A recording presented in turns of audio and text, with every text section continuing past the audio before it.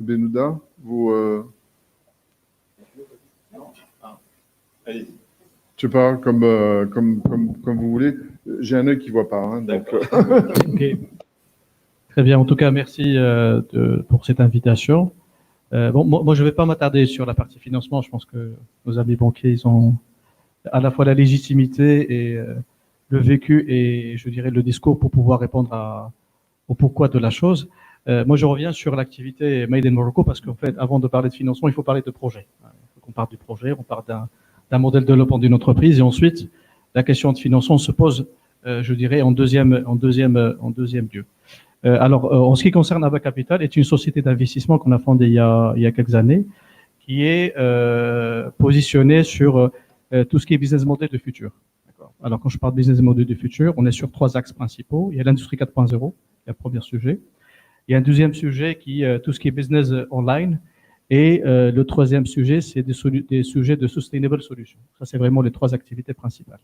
Alors, sur l'activité industrie 4.0, on est rentré dans le capital récemment, il y a quelques mois, d'une société qui s'appelle Nextronic, qui est spécialisée dans l'électronique et dans tout ce qui est fabrication des capteurs, capteurs de température, capteurs de vibration, capteurs de mouvement. On travaille par exemple avec la douane, tout ce qui est reconnaissance des plaques, des camions qui rentrent de Guelgaret, Septem, Lilia, et donc du coup on remonte l'information des matricules et on l'analyse la data au niveau central. On travaille avec Managem, avec l'OCP sur des sujets problématiques et on travaille surtout avec des sociétés allemandes, françaises et espagnoles parce qu'on a une autre structure qui est basée à Barcelone. On est vraiment sur des technologies de surveillance. Donc Nextronics et aussi une deuxième filiale qu'on a, c'est qui s'appelle Intellifex. Nous sommes vraiment sur des sujets de robotique, sur des sujets des technologies de précision.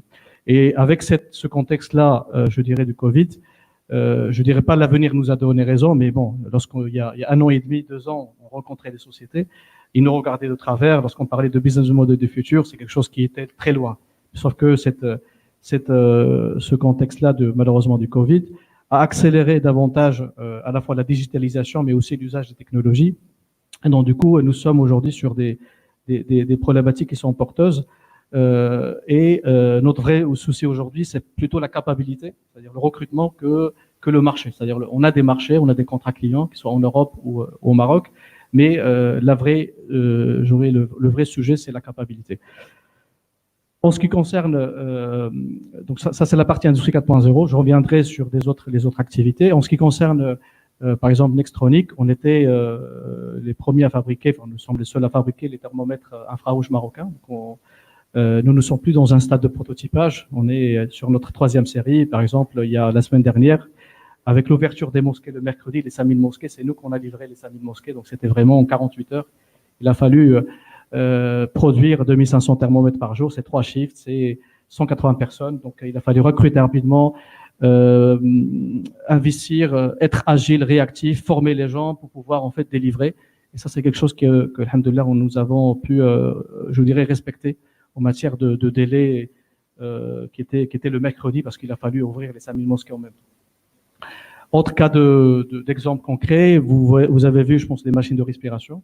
Alors, toutes les cartes électroniques, c'est nous. Que ce soit la société qui est basée en fait au niveau de l'aéronautique, enfin la reconversion d'aéronautique en machines de respiration, les fameuses 500 machines de respiration, ou soit le prototype qui était fabriqué par l'OCP, toute la partie design des cartes électroniques, mais aussi la fabrication, parce qu'en fait, on a des lignes PCB, ce qu'on appelle pick and place. On importe des composants et ensuite, à travers la ligne, en fait, on fabrique ces cartes électroniques. Donc, le Made in Morocco, c'est là où on revient sur notre thématique, est un sujet qui est important. Effectivement, Monsieur le ministre l'a bien précisé, il y a 44 milliards de dirhams qui sont aujourd'hui importés. Il y a beaucoup d'opportunités pour pouvoir fabriquer au Maroc. Si je reste dans notre domaine d'activité qui est l'électronique, tout ce qui est autour de l'électronique, les télés, les téléphones, les machines de respiration, les machines de climatisation, les caméras de surveillance, vous avez autant de potentialités aujourd'hui qui sont ouvertes sur le marché, qui peuvent aujourd'hui être fabriquées au Maroc, et on peut être aussi compétitif. Je prends le cas de thermomètre. Si vous importez un thermomètre de Chine, il sera sur le marché à $30. Quand j'ai $30, $25, voire même $22 distributeur et 400 dirhams, 450 dirhams sur le marché, nous sommes à 350 dirhams. Donc même avec la la Chine, on peut être compétitif parce qu'il y a de la valeur ajoutée, il y a de la technologie et aussi il y a les délais, parce que c'est important. Les délais je dirais, de livraison. Il y a aussi la partie douane. Et donc, dans cette Made in Morocco, il y a une vraie carte à jouer pour qu'on puisse relancer, en fait, contribuer au relancement de l'économie marocaine, mais aussi créer des JV, je crois beaucoup, avec des sociétés européennes, pour que le Maroc soit pas un pays que de main-d'œuvre, mais aussi d'ingénierie, parce qu'il y a des compétences qui existent au Maroc avec de la co-investissement. C'est-à-dire que moi, je pense qu'on peut être aussi compétitif en Europe. La preuve, c'est Intellifex. On est basé à Barcelone. Le système de surveillance de la ville, c'est nous qu'on le gère, une partie. D'accord? Et on était en face des sociétés allemandes, françaises, etc. Donc, je crois pas que le Maroc, il peut être une plateforme, mais je crois aussi que les sociétés marocaines puissent s'exporter, puissent en fait être présentes en Europe, parce que souvent on part de l'Afrique, c'est bien, c'est notre, je dirais, continent africain, en faisant partie de l'Afrique. Mais il ne faut pas qu'on a peur de l'Europe. C'est-à-dire qu'aussi, il y a des opportunités présentes qui sont en Europe, parce que c'est un marché important, c'est 450 millions de personnes, c'est un pouvoir d'achat qui est là, très très important, absolument. Et donc, avoir de l'intelligence et de créer des JV entre deux sociétés, par exemple, j'ai parlé de l'industrie 4.0, je vais parler de la partie business online. On a créé une JV avec FinexCap, qui est une société leader en Europe dans le financement de la trésorerie, la facturage en ligne. En 48 heures, on facture sans trop de garantie, sans trop de, voilà. Donc, le scoring, il est plus, je dirais, agile. Et donc, on crée FinexCap Africa. Donc, ça peut être un exemple de montrer comme quoi que on n'est pas, lorsqu'on parle du Made in Morocco, ça ne veut pas dire le protectionnisme. Et donc, il ne faut pas qu'on rentre dans ce discours-là. C'est ce qu'il faut véritablement défendre. Made in Morocco, c'est certes mobiliser les compétences locales pour pouvoir, parce que face à des fermetures de frontières, on cherche de la résilience, on cherche de l'autosuffisance, que ce soit alimentaire, que ce soit technique, que ce soit sanitaire, ainsi de suite. Donc, il faut qu'il y ait une forêt productive présente dans un pays, que ce soit le Maroc ou autre, de manière générale, par rapport à un certain niveau de résilience, mais dans un pays donné, ne veut pas dire protectionnisme, dit aussi ouverture vers le marché extérieur, parce qu'on a beaucoup de choses à prendre des autres pays. On a aussi, aujourd'hui, le centre du monde, il est vers l'Asie. Je pense que vous avez vu tous une carte de 2025. On parle des 4-5 acteurs, c'est l'Asie, que l'on veut ou non, c'est une réalité.